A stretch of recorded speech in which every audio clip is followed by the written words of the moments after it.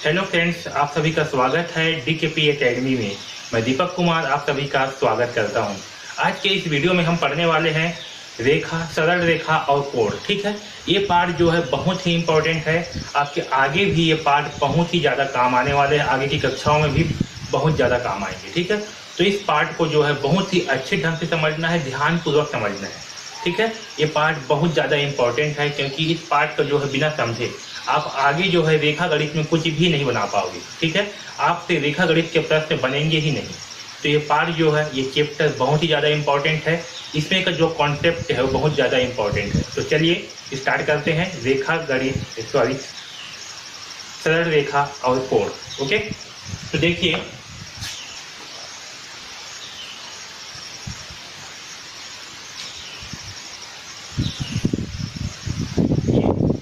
इसे हम क्या कहते हैं, इस प्रकार की जो सिंबल होती है इसे हम क्या कहते हैं, इसे हम कहते हैं सरल रेखा। क्या कहते हैं? सरल रेखा। इसकी पहचान क्या होती है? इसकी पहचान ये होती है कि सरल रेखा को हम दोनों साइड भी कितना भी बढ़ा सकते हैं, ये कभी समाप्त नहीं होती, ये अनंत तक बढ़ती है। ऐसा समझ में? इसके दोनों ओर में क्या होंगे, आपका ऐसे रेखा का सिंबल बना होगा। मतलब ये जो एरो है इसका जो है सिंबल बना होगा। क्या होगा? इस एरो का सिंबल बना होगा। ये जो है कहलाता है आपका सरल रेखा। क्या कहलाता है? सरल रेखा। ठीक है, इस रेखा को ही कहते हैं हम सरल रेखा कहते हैं। क्या कहते हैं? इस रेखा को जो है हम सरल रेखा कहते हैं। इसके दोनों ओर में क्या होंगे, ऐसे एरो का चिन्ह होंगे। इस तरफ भी जो है आपका एरो का चिन्ह होगा और इस तरफ भी जो है आपका एरो का चिन्ह होगा। ठीक है, तो इस रेखा को कहते हैं सरल रेखा, ध्यान रखना। अब देखिए, अगर इसमें जो है केवल एक ही साइड में रेखा रखें इस तरह से, तो इसे क्या कहेंगे? तो इसे कहते हैं हम किरण। क्या कहते हैं? इसे कहते हैं किरण। ठीक, अब देखो सबसे इंपॉर्टेंट, ये जो सरल रेखा है इसे हम बीच से ऐसे काट दें इस प्रकार से, ये ठीक है। इसे ए बिंदु देते हैं, इसे बी, इसे सी। तो ये जो बीच में से हम काटे हुए हैं ये ए बी है। ठीक है, ये क्या है? A B. तो ए बी जो है कुछ इस तरह का पॉइंट है, दिख रहा है? ए बी जो है कुछ इस तरह से है। तो इसे हम क्या कहेंगे? तो इस जो कटा हुआ भाग है, ये जो सरल रेखा है इसमें का जो कटा हुआ भाग है इसे हम कहेंगे रेखाखंड। क्या कहेंगे? इसे जो है हम कहेंगे रेखाखंड।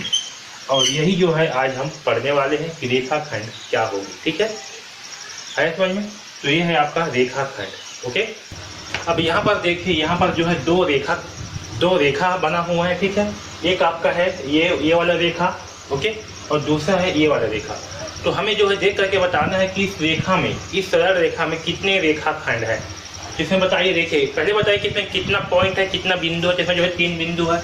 एक बिंदु आपका P है, एक बिंदु Q, एक बिंदु R। ठीक है, इसमें कितना बिंदु है? इसमें जो है 3 बिंदु है। ठीक है, अब इसमें जो है रेखाखंड की संख्या कितनी है? तो इसमें देखिए एक रेखाखंड होगा आपका PQ। क्या होगा? PQ एक होगा रेखाखंड और एक होगा QR। ठीक है, तो इसमें कितना रेखाखंड है? इसमें जो है 2 रेखाखंड है। अगर हम जो है इस P और R को लेंगे, इस बीच वाले को नहीं लेंगे अगर, तब कितना होगा? एक जो है हमें और रेखाखंड प्राप्त होगा। लेकिन मुख्य रूप से इसमें कितने हैं? 2 रेखाखंड है, एक है PQ और एक है QR। ठीक है, इसी प्रकार से इसमें देखिए इसमें कितना रेखाखंड होंगे। तो इसमें जो है आपका एक PQ रेखाखंड होगा, एक QR होगा। देखिए इस रेखाखंड में कितने रेखाखंड, सॉरी इस रेखा में कितने रेखाखंड होंगे। तो देखिए इसमें होगा एक PQ रेखाखंड, एक होगा QR और एक जो है RS रेखाखंड होगा। ओके, तो इससे क्या समझ में आया? इससे ये समझ में आया कि अगर 3 बिंदुएं हैं, कितने? 3 बिंदुएं हैं तो रेखाखंड की संख्या उससे एक कम होगी। अगर 4 बिंदुएं हैं तो इसमें रेखाखंड की संख्या एक कम होगी। ठीक है, यानी कि जितने भी बिंदु होंगे रेखाखंड की संख्या उससे एक कम होगी। ठीक है, इसमें 4 बिंदु है तो इसमें रेखाखंड की संख्या 3 है। इसमें जो है 3 बिंदु है तो इसमें रेखाखंड की संख्या 2 है। ओके, आया समझ में इतना? अब जो है हम संरेख बिंदु क्या होती है इसे जो है समझेंगे। ठीक है, तो देखिए यहाँ पर 2 चित्र बना हुआ है, ये आपका पहला चित्र है और ये आपका दूसरा चित्र। इन दोनों चित्रों में देखिए आपको क्या नजर आ रहा है। तो देखिए इसमें क्या है? A, B और C है। इसमें A, B, C और D 4 बिंदु है। ठीक है, तो देख करके बताइए कि इसमें जो है, इसमें क्या सारे बिंदुएं एक ही रेखा पर है या एक ही रेखाखंड पर है? तो देखिए इसमें जो है एक ही बिंदु एक ही रेखाखंड पर नहीं है, क्योंकि ए बिंदु, बी बिंदु और सी बिंदु ये तीनों जो है एक ही रेखाखंड पर है, और ये सी बिंदु और डी बिंदु जो है एक अलग सरल रेखा पर है। ठीक है, यानी कि ये दोनों बिंदु, ये सभी बिंदु जो है एक ही रेखा पर नहीं है। लेकिन यहाँ पर देखिए ए बी और सी ये क्या है, ये तीनों जो है एक ही रेखा खंड पर है ना। तो ध्यान दो,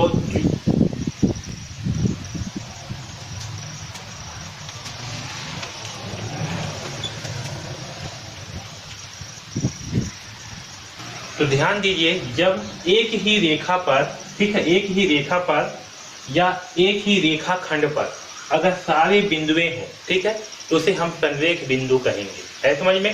तो जैसे कि इन दोनों चित्र में से ये क्या होगा आपका, ये जो है आपका एक संरेख बिंदु होगा। क्या होगा, ये जो है संरेख बिंदु होगा, ठीक है।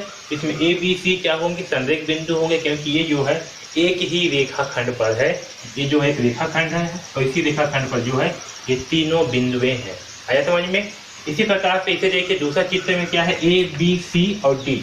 तो इसमें जो है देखिए ए बी और सी ये तीनों जो है एक ही रेखा खंड पर है, लेकिन सी और डी एक अलग रेखा खंड पर है, यानी कि ये जो है संरेख बिंदु नहीं है। लेकिन अगर इसे हम ए बी सी को एक साथ लें अलग और सी डी को अलग लें तो क्या होंगे, तो ये जो है आपका संरेख बिंदु होगा, ठीक है। तो इसमें ए बी सी क्या होगा, ए बी सी जो है ये आपका संरेख बिंदु होगा, सी डी भी क्या होगा, संरेख बिंदु होगा। यानी कि जब किसी रेखा या रेखा खंड पर सारे बिंदुएं मतलब उपस्थित हो, ठीक है, या तो फिर ये कहें कि सारे बिंदुएं जो है एक ही रेखा खंड पर हो, तो उसे जो है हम संरेख क्या कहेंगे, संरेख बिंदु कहेंगे। ओके, आया समझ में। अब आगे जो है हम कोण के बारे में पढ़ेंगे, ठीक है, कोणों को देखेंगे। तो देखिए यहाँ पर जैसे कि आपका ए बी और सी ये क्या है, ये जो है एक कोण है ना, क्या है, एक कोण है। यहाँ पर क्या है, जो एक रेखा है, एक किरण है, इस पे क्या हो रहा है आपका, एक रेखा जो है इस बिंदु सी पर क्या हो रहे हैं, मिल रहे हैं, ठीक है। तो ये बिंदु सी पर ये जो आपका ये दोनों कोण के बीच में ये जो बन रहा है इसे जो है हम कोण कहते हैं, ठीक है। तो यहाँ पास ये आपका डी सी ये क्या है, एक कोण है, और ये किस प्रकार का कोण है, तो ये जो है एक अधिक कोण है। क्या है, अधिक कोण है। ओके, तो ये जो है एक अधिक कोण है। अब चलिए आगे जो है हम कोणों के प्रकार को जो है देखते हैं और उसे समझेंगे। ओके, चलिए अब जो है कोणों के प्रकारों को जो है देखते हैं। तो देखिए पहला है न्यून कोण। तो न्यून कोण क्या होती है, जब कोई कोण 0 डिग्री से अधिक और 90 डिग्री से कम हो, यानी कि 0 से 90 डिग्री के मध्य हो, ठीक है। तो इस प्रकार के कोण को हम क्या कहते हैं, न्यून कोण कहते हैं। याद रखना, वो 0 डिग्री भी नहीं होगा और 90 डिग्री भी नहीं होगा। क्या होगा, 0 डिग्री से 90 डिग्री के मध्य होगा, उसे हम क्या कहेंगे, न्यून कोण कहेंगे, ठीक है। आया समझ में। तो न्यून कोण क्या होगा, जब कोई कोण 0 डिग्री से अधिक और 90 डिग्री से कम हो तो उसके बीच के कोण को जो है हम न्यून कोण कहेंगे। जैसे कि आपका इस प्रकार का कोण है, यहाँ पर क्या है, 45 अंश का कोण है, क्या होगा, न्यून कोण होगा। तो जो जिस कोण का मान 0 डिग्री से लेकर के 90 डिग्री के मध्य होगा और सारे कोण क्या होंगे, आपके न्यून कोण। न्यून कोण जो है इस प्रकार से बनेंगे। ये न्यून कोण जो है आपका ये 90 डिग्री का कोण है, ठीक है।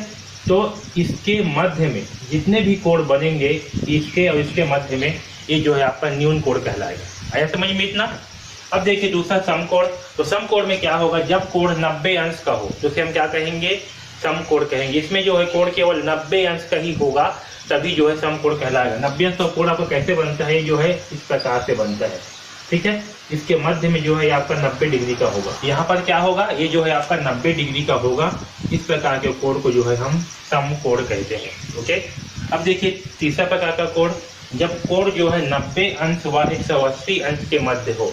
90 अंश व 180 अंश के मध्य मतलब कि जब आपका कोण जो है ये इस प्रकार से हो, इसके मध्य में हो, ठीक है। जब आपका कोण जो है इन दोनों के मध्य में हो, 90 डिग्री, यहाँ क्या होता है, 90 अंश होता है, यहाँ पर जो है 180 अंश होता है, ठीक है। यहाँ पर 0, यहाँ पर 90 होता है, यहाँ पर 180 अंश होता है। तो जब आपके कोण का मान इस 90 अंश से अधिक और इस 180 अंश से कम हो, इसे हम क्या कहेंगे, इसे हम जो है अधिक कोण कहेंगे। यानी कि आपका कोण जो है इस प्रकार से कुछ बनेगा, ठीक है। आया समझ में। इस प्रकार से जो है आपका कोण बनेंगे, ये लगभग 135 के आसपास होगा, ठीक है। तो इस प्रकार के कोण को जो है हम क्या कहते हैं, अधिक कोण कहते हैं। आया समझ में। अब देखिए चौथा प्रकार का कोण, सरल या ऋजु कोण। तो सरल या ऋजु कोण किसे कहते हैं, जिसमें कोण का मान 180 अंश हो। तो 180 अंश का कोण जो है आपका इस प्रकार से बनेगा। ये जो है 180 अंश का होता है, एक सीधी एक सरल लाइन की तरह होता है। तो इस कोण को जो है हम सरल कोण या ऋजु कोण कहते हैं। ओके, तो ये जो है आपका सरल कोण या ऋजु कोण कहलाता है, जिसमें कोण का मान 180 अंश हो, ठीक है। यहाँ पर क्या होगा, सरल कोण होगा। ओके, आए समझ में। तो इन चारों प्रकार के कोण को जो है समझिए, क्योंकि बहुत ज़्यादा इंपॉर्टेंट है और आगे जो है बहुत ज़्यादा काम आने वाली है, ठीक है। तो इसे जो है नोट करिए और इसे जो है याद भी रखिए कि न्यून कोण क्या होता है, अधिकतम कोण क्या होता है, अधिक कोण क्या होता है और सरल कोण क्या होता है। ओके, अब जो है हम आसन्न कोण क्या होता है उसे जो है समझेंगे, ठीक है, कि आसन्न कोण किसे कहते हैं। तो देखिए, सबसे पहले ये समझते हैं, जैसे कि ये जो है एक कोण है, क्या है, एक कोण, इसमें ए बिंदु है, यहाँ बी और ये सी। ओके, देखिए यहाँ पर क्या है, ये जो है एक कोण है, ठीक है।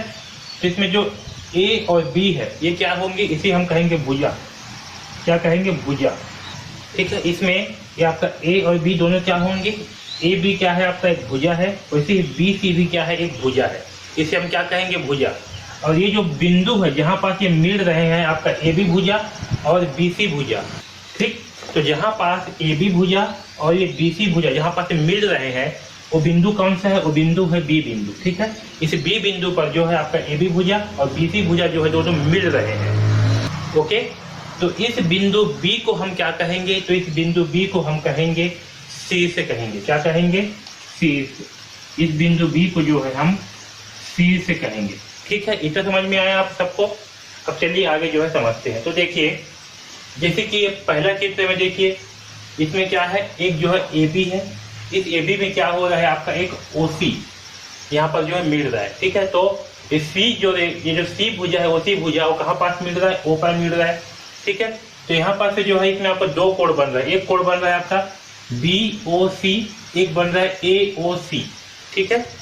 और ये दोनों जो है किस पॉइंट पे मिल रहा है, तो ये जो है आपका ओ पॉइंट पे मिल रहे हैं, ठीक है। समझ में, एक कोण बन रहा है बी ओ सी और एक बन रहा है ए ओ सी, है समझ में। इसमें देखिए, इसमें भी क्या है, आपका एक आपका ये ओ ए भुजा है, एक है ओ सी भुजा और एक है ओ बी भुजा। इसमें क्या हो रहा है, इसमें भी दो कोण बन रहा है, एक कोण बन रहा है आपका बी ओ सी, ठीक है, ये आपका कोण 2, और एक बन रहा है आपका ए ओ सी, कौन सा, कोण ए, ठीक है। इसमें क्या बन रहा है, ए ओ सी कोण ए बन रहा है और बी ओ सी बन रहा है, कोण 2 बन रहा है, ठीक है। ये आपका दूसरा चित्र है। ओके, इसके बाद इसे देखिए, नंबर 1 चित्र फिर से। यहाँ पास क्या है, डी ओ एक भुजा है, ओ सी एक भुजा है, मतलब ओ डी भुजा, ओ सी भुजा, ओ बी भुजा और ओ ए भुजा। इसमें क्या है, 4 भुजाएं हैं, जिसमें ए ओ बी एक कोण बना रहे हैं, ठीक है। और एक जो है आपका सी ओ डी, ये जो है एक कोण बना रहे हैं, ठीक है। इसमें जो है इसे हम कोण, इसे जो है सी ओ डी को हम कोण 3 नाम दिए हैं और इसमें ए ओ बी को जो है कोण 4 नाम दिए हैं, ठीक है। इस बीच को जो है हम कोई भी कोण नहीं बना रहे हैं, ठीक है समझ में। इसमें दो अलग अलग कोण बन रहा है, एक बन रहा है ए ओ बी ये वाला पार्ट, और एक जो है बन रहा है सी ओ डी ये वाला पार्ट में जो है कोण बन रहा है, ठीक है। इसमें 2 कोण बन रहे हैं। वैसे ही इसमें देखिए, इसमें भी 2 कोण बन रहा है, एक बन रहा है आपका ये वाला कोण यहाँ पास सी ओ डी और एक बन रहा है बी ए सी, कौन सा बन रहा है, बी ए सी, एक बन रहा है सी ओ डी, ठीक है। अब इसे देखिए, चित्र क्रमांक 3 में, इसमें भी जो है हमारे पास ओ ए, ओ बी और ओ सी 3 भुजाएं हैं। इसमें भी 2 कोण बन रहा है, एक कोण बन रहा है ए ओ बी में ये कोण 3 और एक कोण बन रहा है ए ओ सी में ये कोण नंबर 4, ठीक है। तो अगर हम इन दोनों भागों को, एक ये वाला भाग और ये वाला भाग को हम देखेंगे तो हम जो है एक निष्कर्ष पर पहुंचते हैं। और निष्कर्ष से क्या है देखिए, तो देखिए जो आपका ये पहला वाला कोण है, ठीक है, ये वाला पॉइंट पहला वाला, इसमें देखिए इसमें क्या है, कोण 3, इसमें देखिए ये आपका कोण 3 है ये वाला पार्ट और ये आपका कोण 4 है। तो कोण 3 और 4 के लिए शीर्ष समान है, शीर्ष यानी कि जहाँ पास ये दोनों पॉइंट मिल रहे हैं इसे हम क्या कहेंगे, शीर्ष, यानी कि वो जो है समान है। लेकिन कोई एक भुजा दोनों में उभयनिष्ठ नहीं है, लेकिन कोई भी एक भुजा जो है इसमें उभयनिष्ठ नहीं है, सभी की सभी भुजा जो है अलग अलग है। जैसे कि इसमें कोण 4 के लिए क्या है, ए ओ बी दोनों अलग भुजा है, वैसे ही कोण 3 के लिए सी ओ डी है, दोनों क्या है, अलग अलग भुजा है। यानी कि ये पहला चित्र में कोण 3 और 4 के लिए सी से तो एक समान है, सी से क्या है, एक समान है, लेकिन कोई एक भुजा दोनों में उभयनिष्ठ नहीं है, ठीक है। ये आपका पहला कंडीशन।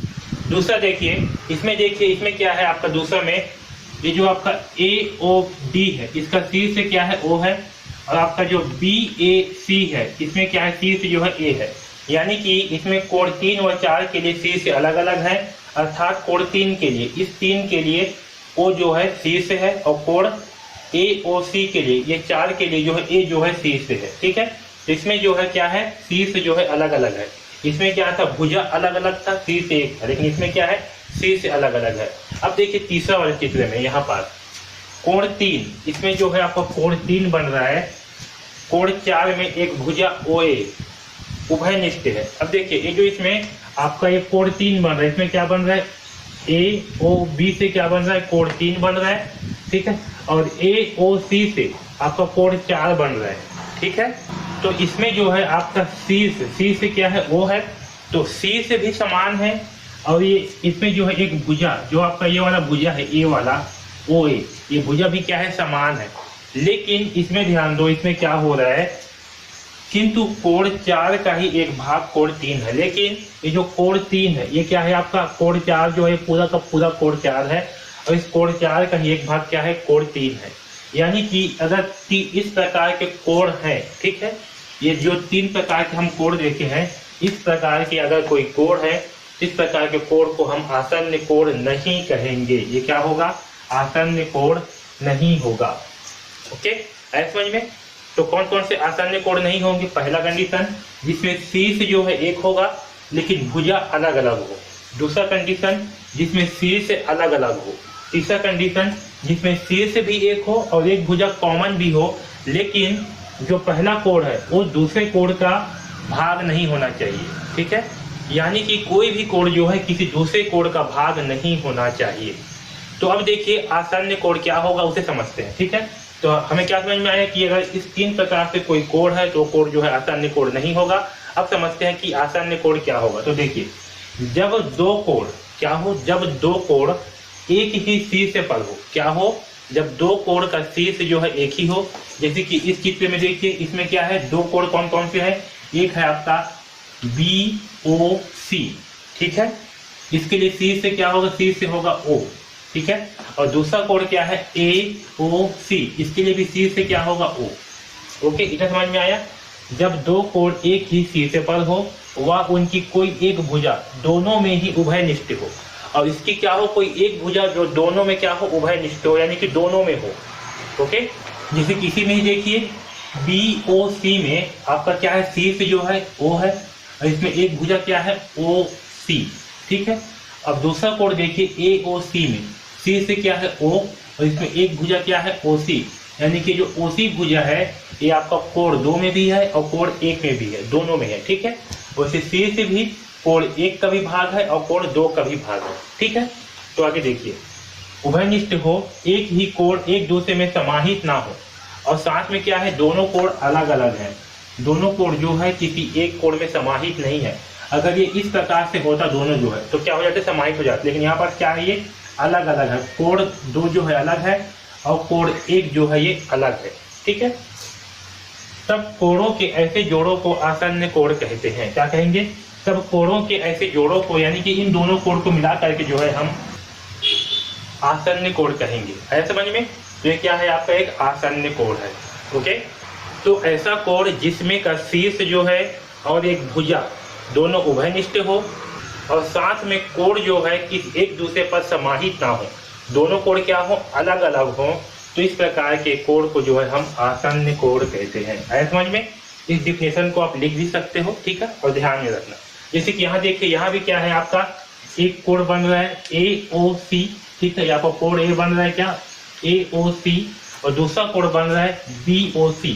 इसमें क्या है, आपका जो C से है, C से क्या है, O है, दोनों का C से समान है। इसमें जो है आपका एक कोण है, इसमें बन रहा है AOC। ओके, तो इसमें जो ये आपका ये OC भुजा है, ये क्या है, दोनों कोण में कॉमन है, उभयनिष्ठ है। ये जो OC भुजा है, ये क्या है, दोनों में उभयनिष्ठ है, दोनों में जो है कॉमन है। ओके, तो इस प्रकार के कोण को हम क्या कहेंगे, आसन्न कोण कहेंगे। और साथ ही में इसमें क्या है, दोनों कोण जो है अलग अलग है। ठीक है, दोनों कोण जो है अलग अलग है, एक दूसरे को समाहित नहीं हो रहे हैं। ठीक है, एक दूसरे में समाहित नहीं हो रहे हैं, दोनों कोण क्या है, अलग अलग है। तो इस प्रकार के कोण को हम क्या कहते हैं, आसन्न कोण कहते हैं। आया समझ में। ओके, तो इसे जो है कॉपी में लिख भी लीजिए कि आसन्न कोण क्या होती है। ओके, ये बहुत ही इंपॉर्टेंट है। अगर समझ नहीं आया तो इस वीडियो को एक बार दोबारा देखिए तो अच्छे ढंग से समझ में आ जाएगा। ठीक है, तो आसन्न कोण क्या होंगे? जिसमें शीर्ष जो है समान हो, एक भुजा समान हो और दोनों कोण एक दूसरे में समाहित ना हो, अलग अलग हो। तो इस प्रकार के दो कोणों के जोड़ों को जो है हम आसन्न कोण कहते हैं। ओके, आया समझ में? तो इस प्रकार से जो है आसन्न कोण होता है। ओके, अगर आपको वीडियो अच्छे लग रहे हैं तो प्लीज़ लाइक ज़रूर कर दीजिएगा और इस चैनल को सब्सक्राइब कर लीजिए, क्योंकि इस चैनल में आपको जो है कक्षा 9वीं के गणित विषय के सारे अध्याय के वीडियोस जो है मिलने वाले हैं। ओके, तो चैनल को सब्सक्राइब जरूर कर लीजिए और बेल आइकॉन को दबा दीजिए, जिससे कि आपको जैसे ही वीडियो अपलोड हो तो आपको जो है नोटिफिकेशन मिल जाए और आपको एक भी वीडियो जो है मिस मत हो। ओके, अगर आपको कुछ भी डाउट है तो आप जो है हमें कमेंट्स बॉक्स में कमेंट्स करके बिल्कुल पूछ सकते हो। ओके, अगर आप जो है कक्षा 9वीं के गणित विषय का कंप्लीट कोर्स चाहते हो बहुत ही कम दाम पर, जिसमें आपको प्रश्नावली के सारे प्रश्नों के हल मिलेंगे, सारे कॉन्सेप्ट मिलेंगे और साथ ही में आपको जितना भी प्रश्न पूछना है, जितना भी डाउट पूछना है, आप हमें पूछ सकते हो। इस कोर्स का लिंक जो है आपको डिस्क्रिप्शन में दिया हुआ है, वहाँ से जा करके जो है आप इस कोर्स को परचेज कर सकते हो। ओके, तो DKP एकेडमी से जुड़ने के लिए धन्यवाद।